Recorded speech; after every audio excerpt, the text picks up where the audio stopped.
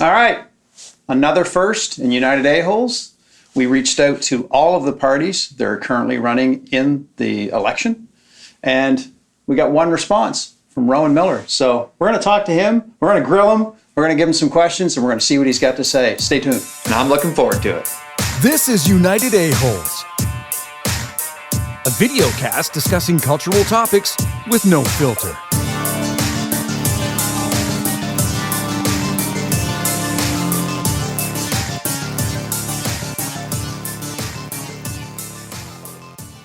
Hello everyone, my name is Rowan Miller. I am the Green candidate for Tobique Mactquac in the 2019 Canadian federal election. I probably look pretty young. Generally speaking, a little bit older than I look. I don't think I've changed much since I was about in grade 10, but I'm 23, and I don't think I'm too old for politics. If anything, that's what I'm concerned by. I'm running on behalf of people that are my age and younger. I'm running for the people who haven't been born yet.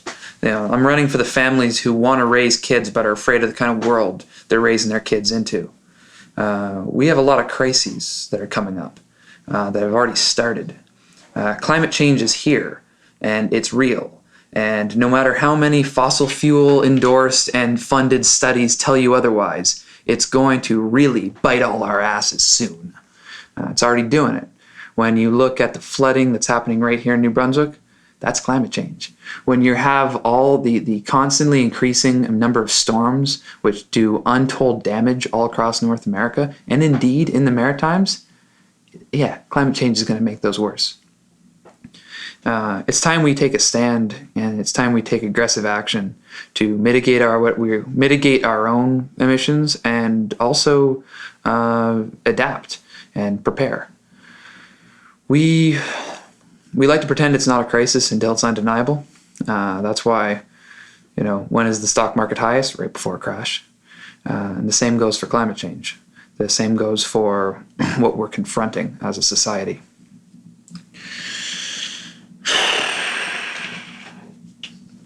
I see a lot of promises made. I hear a lot of promises made. I get a really big kick out of the fact that Justin Trudeau was down at a climate change rally last Friday to protest his own policies. I've never seen anything quite like that. But I think it is really indicative of our times, where we want to make a big hullabaloo, and even progressive politicians, or so-called progressive politicians like Justin, will talk the good talk. But when I come to actually, walking the good walk and fighting the good fight, no. It's $14 billion for a pipeline, which, why? It seems like we're propping up one sector of industrial capital, which is to say the fossil fuel industry, at the expense of almost all others, the expense of the planet, and the expense of our future. I believe that change is possible, and I know change is possible because I've lived through it. When I was 4, even in my own lifetime, even more so, anyone even older than me can remember a time when computers, maybe one per house at the most, now they're everywhere. So this line of reasoning that, we have to keep doing what we're doing because we always have, and and change takes time. I don't buy it. I know change can happen. Change can happen right now. It can happen right away. But fact of the matter is, there's a lot of money behind maintaining the fossil fuel industry, maintaining the way business as usual, and pretending everything is fine. Fact of the matter is that oil underpins the whole global system of commodity production, and it would take a lot of work, and it would hurt a lot of people's investment portfolios to change that fact. And our government so far haven't shown the will to do so. I think that's profoundly short-sighted. A humongous amount of wealth can be made through renewable energies. A crazy amount of prosperity, crazy prosperity can be had through investing in renewables, through investing in better means of transportation. All the social ills that we confront as a society, so many of them could be fixed through a broad program of reinvesting to transition to a sustainable economy. Just look at our cities. We complain about an urban sprawl problem, Right now in Ontario, we are losing arable farmland, some of the best farmland we have in all of Canada, because the GTA just won't stop growing. Why is that? There's a car culture. Because of the culture that the fossil fuel industry and the car industry has sold us since the 1950s. These have caused profound amounts of social problems. These have caused vast amounts of land waste, to say the least. And a lot of them are based off car culture. Well, there's one thing that could go right there. Why are we struggling so hard to maintain the fossil fuel industries, to maintain the automotive industries, when we could be changing to a much more publicly oriented, a much more efficient, much more productive society that's ultimately more healthy, socially, psychologically, personally, almost all levels? We have a chance right now to buck the trend of isolation, of massive wanton land consumption, of waste, so much waste. I mean, just drive around rural New Brunswick a little bit and see all the cars that are rusting away in never-ending acres of lots. We have a chance to fix all of these things, but we need the political will.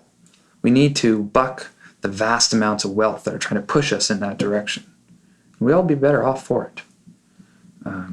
It's to say that the only way we can provide jobs is through the fossil fuel industry, through the automotive industry. We already know that's not true. We are already a minimum of people, a small portion of the population is actually working in those industries. Yet we fight like that's the only thing that's keeping us going. That's not true. And if our politicians had the balls to do it, we could transition away from them pretty quickly. They gleefully scrapped the railroad industry, and I wonder why. We could do the same for the automotive industry and all those folks who are currently working in it. And they need to work in it, provide good livelihoods for themselves and their families. They could work in railroads. They could work in mass transit. They could work in all the industries that could emerge through renewables, through better transportation, through more efficient ways of running our society. All these things are possible. We just need to show the will to do it.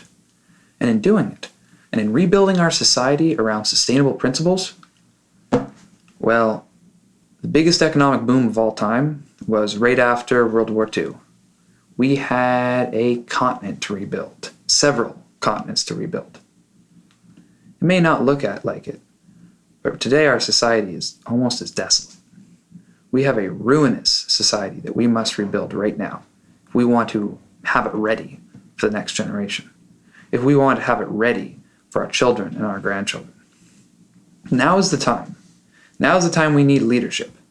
Now is the time we need to show for the next generation that we did something in the face of all evidence, in the face of undeniable evidence that our world is baking. That's what I stand for. I stand for progressive, positive, proactive change. That's why I'm running. I'm running so that the people today, people my age, families, can be confident that their children are growing up in a society that will have a place for them, that will be secure in their future. That's what I stand for. There's a lot of work to be done, and I'm ready to do it. That's why I'm here. I wasn't born on a farm, and I'm not going to pretend I was, but my family, until about one generation ago, were almost exclusively farmers. And we don't really realize, but farmers are the stewards of the land. Almost all the land use in where we live is invariably either under farming or some other form of resource-based management, such as, say, forestry. That's why I enjoy running here in Tobique Mactquac, because, usually the public discourse is dominated by issues which aren't really like social issues that aren't really tied to direct economic ones. And here in Tobique Mactquac, rural New Brunswick, these real economic issues, they're there. They occupy people's minds, and they're what people think about. And that's what I think about. I want to see sustainable agriculture. I want to see a lot more attention paid to farming, especially small farmers, especially family farms, because they do provide the majority of our food, and they are not given enough time. Their voices are not heard. The same goes for forestry. We sign over our forests, the management of massive companies, And they're clearly mismanaging it, especially here in New Brunswick, when you see never-ending clear cuts and then sprayed with glyphosate. And our woodlot owners, meanwhile, can't even sell their wood because they can't get a decent price. These are issues I'm concerned a lot by, and do not get the kind of airtime they deserve because they're not sexy. They don't catch the eye. And what's more, they certainly don't catch the attention of major parties which are based in, primarily in areas with much larger populations. Alberta, Ontario. New Brunswick doesn't get heard from that much. I'm like a 8th generation New Brunswicker, and I am tired of New Brunswick not being heard from. I'm tired of it being neglected. I'm tired of it being handed over to the Irvings for ever so benevolent leadership. I'm tired of that. And I think New Brunswick's tired of that too. I know New Brunswick's tired of that. I know it when I hear of people trying to go to the hospital, but they die in the waiting room because the hospital, the health system here is so poorly funded. When I hear of people who own maybe a couple acres and they can't sell their wood because the price Irving gets on the Crown lands, that's too cheap. They can't compete with it. When I hear of people essentially being told to, Irving employees being told to do degrading and humiliating labor, and then when managers who stand up for them get fired, it's time for a change. It's time for a change for New Brunswick, and it's time for a change across Canada. That's why I'm here. Tonight on UA, we have a very special guest with us this evening, Rowan Miller, who is the candidate for the Green Party in the upcoming federal election. And as previously stated in our intro, Mr. Miller was the only one that accepted our invitation to come on for a question and answer period, so our viewers and we at Area 41 can get a better understanding of the Green Party and the man himself. With that note, welcome to Area 41. Thanks, Ken. I'm happy to be here. Well, he says that now. No. So in here we have some random questions in no particular order that the members of UA have come up with to ask you. Without further delay, big budget here on the show. Well, that's the first one. This is a scenario. Elizabeth May has gone on record and said no Greens will support a minority government who's in favor of the pipeline. Mm-hmm. With that in mind, a proposal is on the floor, but your constituents have an opposing view. Do you go with the party, or do you go with the people that elected you into office? Ooh. Well, that's a pretty good question. And when I first heard it, I was worried that the scenario was going to be something completely outlandish. But as it is, that's pretty good. That's something that, might theoretically happen. It is a really hot button issue around here. And especially, it's seen by a lot of folks in New Brunswick that the pipeline, especially an Energy East pipeline that goes through New Brunswick, would be really good for the economy, really good for the local economy. What I say about those pipelines is that, the last thing New Brunswick needs is to be more dependent on the rest of Canada.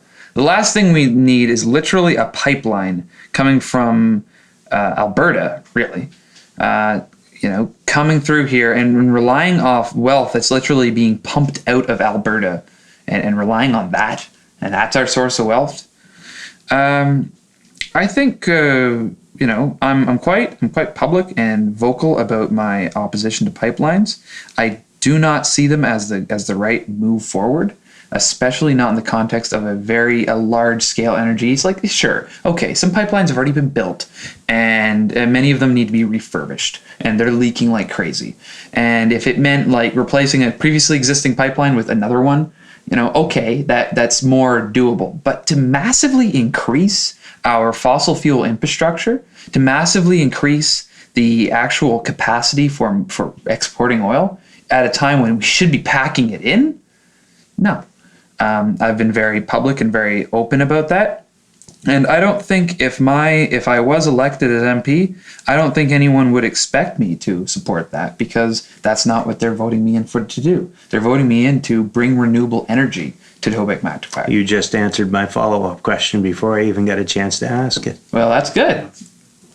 Oh, that means I'm doing right then. Well, if you drive up that Trans-Canada Highway, what do you see? The Americans have built huge wind farms all throughout Aroostook County, many of which are visible right from our side of the border. We can have that, and it's brought millions to Aroostook County, like just massive amounts of high-paying jobs. They even teach it in the schools in Presque Isle. We could do that here, and it would bring a lot of wealth to our communities. Okay. All right. Second question. Well, this is an easy one. What is it about the riding that you think makes it great? Well, I can't say it's because this is where my ancestors were. I could just say that, this is where my roots are. But it's a lot more than that, Like I'm proud. I'm proud to be from New Brunswick. I'm proud that my roots are here. I'm proud that my roots are from, a place like this. New Brunswick, we've never had a whole lot of people. We've never been, a vast sprawling megapolis that was at the center of anybody's attention. We've always been kind of at the edge.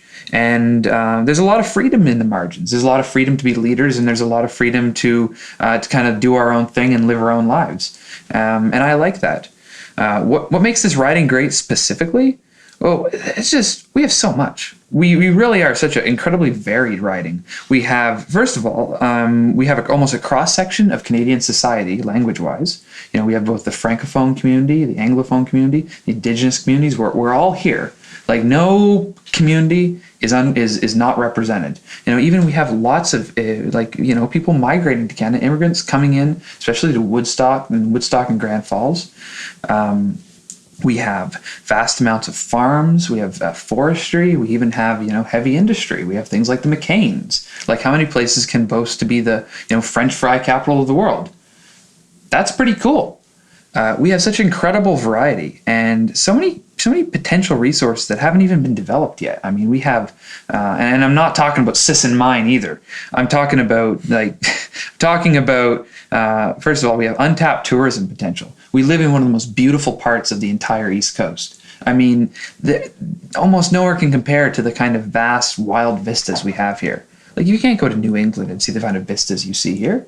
They're filled with houses. They're filled with towns. Here, it really is the kind of natural beauty you will find in few other places in the east of the Mississippi River, east of the Great Lakes. You're not going to see that in most places in the eastern seaboard of North America.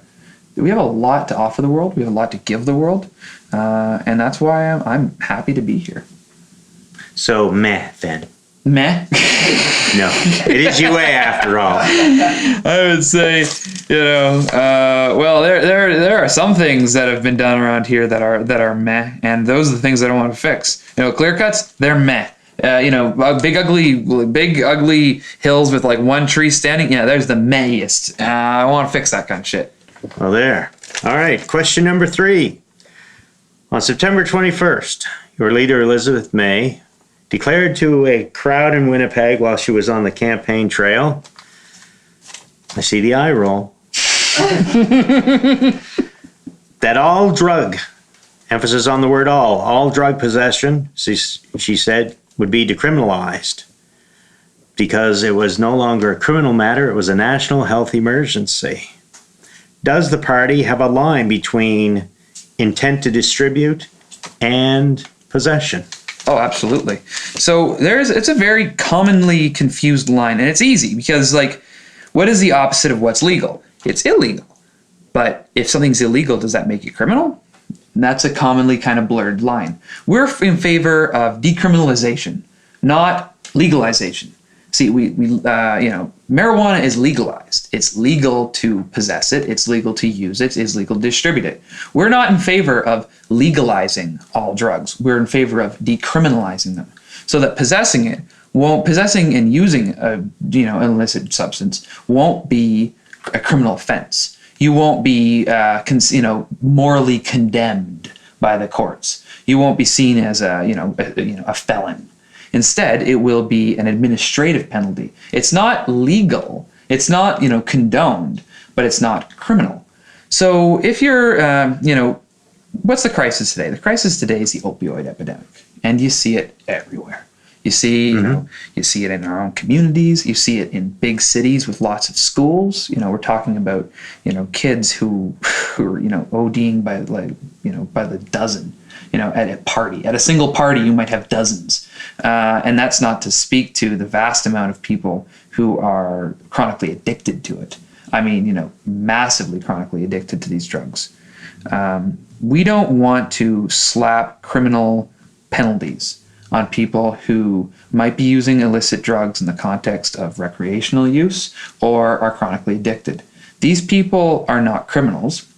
They're doing it because, if in case of chronic addiction to painkillers, because they're fallen into a rut that they're having a hard time getting out of. We believe in maximizing the potential of all people, giving everyone the opportunity to succeed and live their best lives. Slapping criminal penalties on people who have fallen back on opioids as a crutch to stay sane, that's not going to make anyone more sane. We are absolutely against and would absolutely pursue anyone who's trying to make a profit off misery. Those who are trying to distribute and traffic opioids, those who are trying to, again, as I say, make a profit off misery, yeah, we're going to go after them. But people who have fallen on hard times and have turned to it because they have out of options, well then we want to give them a leg up so they can have options. They can live their best lives. Even the hardest of drugs, even the most addictive of drugs like heroin,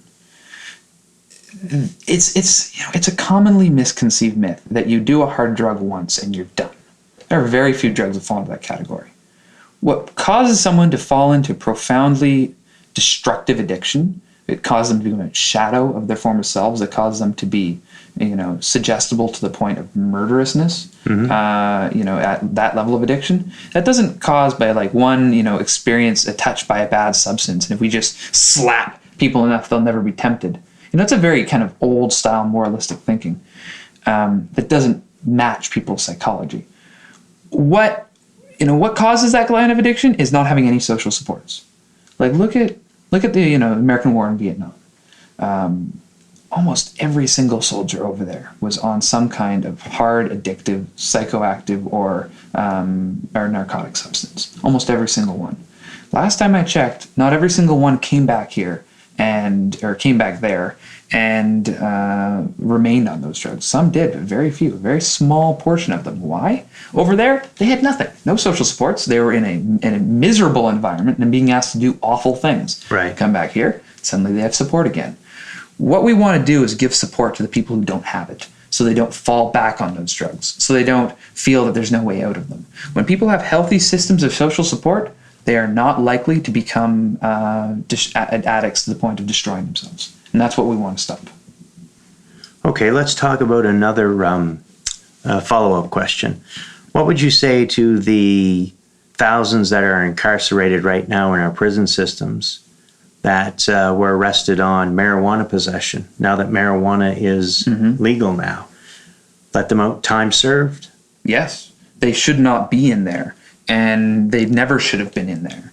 Fact of the matter is, marijuana in no way, shape, and form is on the level of any drug that should remain illegal. It's not a drug that destroys you. It's not a drug that, without social supports can result in, a hollowed out addict. It's not a dangerous drug. It's not.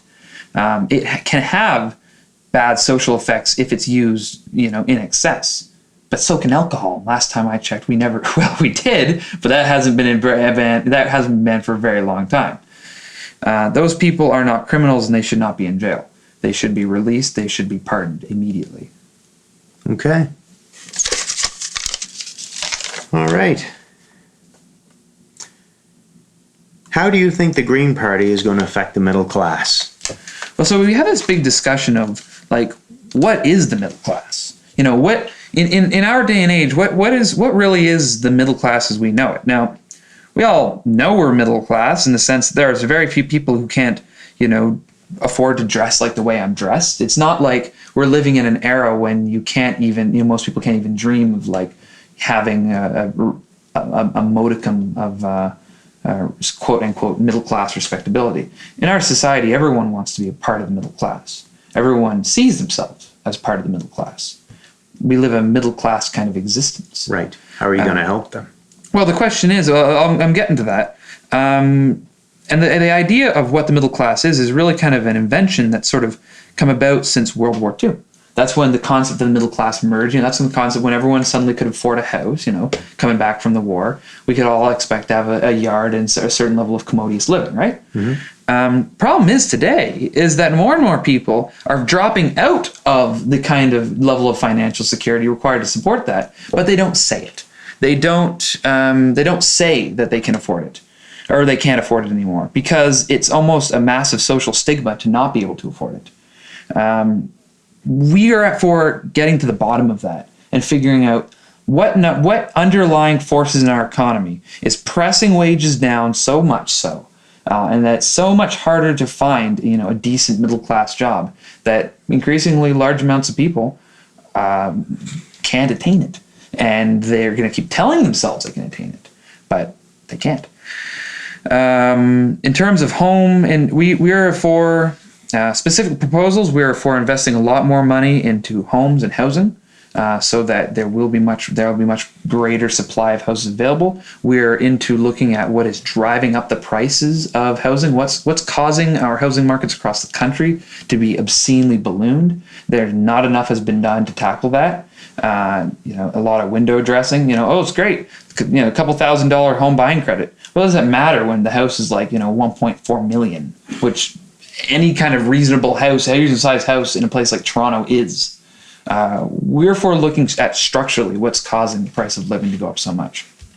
And we believe that the best solution, it will always be one that involves reinventing society in a manner that is sustainable and ready for the next generation. We know big changes are needed to kind of change the whole paradigm by which prices arrive at the point they're at.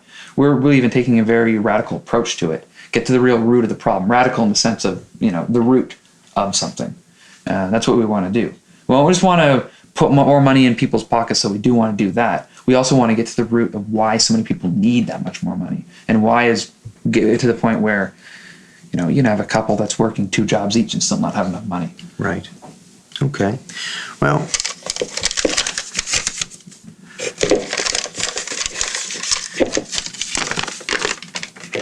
we know what you want to do, because your party wants to introduce guaranteed livable income, universal child care, and pharmacare, and attack the climate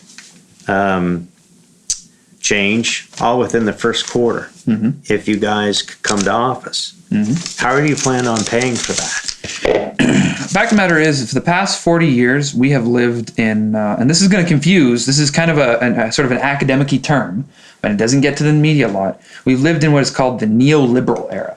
Neoliberal in the sense of liberalizing the economy so that there's very little controls on what corporations can do, on how the free market operates, and relatively speaking, very little taxation. Taxes haven't gone down significantly for your average working person, but they really have gone down significantly for the people at the very top. We and parties all across the globe are saying this. The Labour Party in England saying this. Parties across Europe are all saying this. The neoliberal era needs to end. We need to end the era in which corporations post record high profits, but increasingly large amount of people can't even find basic living, a basic wage. We are for ending the era when somebody can be making, when we can have 8 people who have more wealth. So get them. Big business to pay for. But the interest is we're not just. It's not just about like getting, well, yes, to get them to pay their fair share, but simply the fact is our companies, our largest corporations receive so many subsidies, because without those subsidies, they go bankrupt. What kind of world are we living in when corporate profits are being subsidized by the state? It seems to me that we need to look seriously at the existence of these companies, which require so many subsidies simply to exist. Why are they operating as private companies at all? if they are unable to post profits without subsidies? Seems like we're funding their subsidies. We have got a pipeline from the taxpayers' treasury all the way to their tax havens offshore. And I don't understand that. I don't understand why we're given forgivable loans, say to the Irvings, for instance, when we know that they're sending, we know that they pay very little profits. They pay very little taxes. We know that's just, without even getting into the mushy stuff, the stuff that you can say one way or the other, we know that they get tax breaks. Why are we giving tax breaks? And why do they say that in order to maintain a profit, they need these tax breaks? Because pundits will say that they employ a lot of people. Yeah, they do employ a lot of people. But if the only way they can employ a lot of people is by receiving a lot of subsidies, let's just cut out the middleman, shall we? Why are we like paying them to do all these things when they're not paying their way? It seems to me that they've just become a pit, a deep pit on the public purse. If they can't operate as private institutions without massive subsidies, then we need to seriously look at their existence as private institutions, as private companies. Obviously, they do things that we need to do. We need ships. We need copper, for instance. A lot of copper, a lot of mining companies in Canada receive a lot of support from the federal government. But if they can only do it through massive public support, through massive subsidies that we all pay for, why are they allowed to post profits and hand it out to shareholders if these profits are underwritten by our tax dollars? Something to me in that scheme is seriously flawed. And if we really want to afford the things that we all need to, make our society livable, then maybe we should look at why are we funding private profits? Why is our tax dollars underwriting private profits? That to me seems very problematic. Very good. So there you have it, guys. Rowan Miller. I would like to say that he did not get an advance on any of the questions that were asked of him this evening. And one could clearly say that he is invested in his campaign and in the area. Good luck to you. I really appreciate it. Thanks for your time. It's been a real pleasure. Till next time on the UA.